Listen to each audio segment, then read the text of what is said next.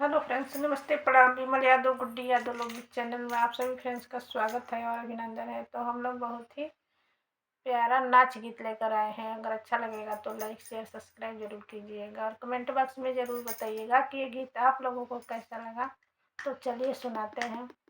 ये नाच गीत कैसा है आप लोग ज़रूर सुनिए।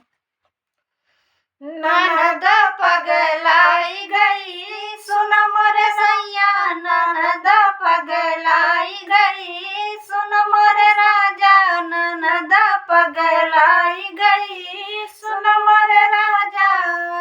अपने बहिनिया के दुल्हा तू ढूंढा, अपने बहिनिया के दुल्हा तू ढूंढा, दुल्हा तू ढूंढा, दुल्हा तू ढूंढ, दुल्हा बिन सुखाई गई सुन मोरे सैया, दुल्हा बिन सुखाई गई सुन मोरे राजा, ननद पगलाई गई सुन मोरे राजा, ननद पगलाई गई सुन मोरे राजा।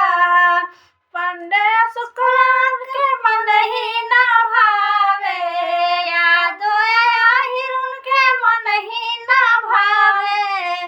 तिवारी देख लो भाई गई सुन मोरे राजा, हलवाई देख लो भाई गई सुन मोरे राजा, हलवाई देख लो भाई गई सुन मोरे राजा। ननद पगलाई गई सुन मोरे राजा, ननद पगलाई गई सुन मोरे राजा। रात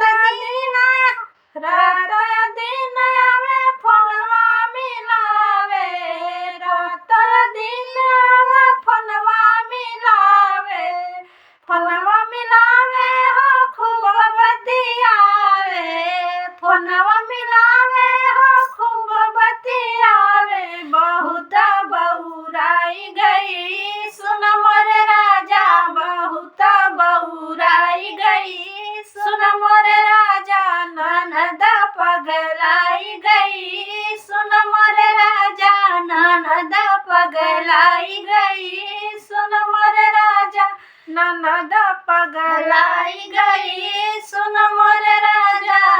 सुन मोरे राजा, सुन मोरे राजा, सुन मोरे राजा, सुन मोरे राजा, ननद पगलाई गई सुन मोरे राजा, ननद पगलाई गई सुन मोरे राजा, ननद पगलाई गई।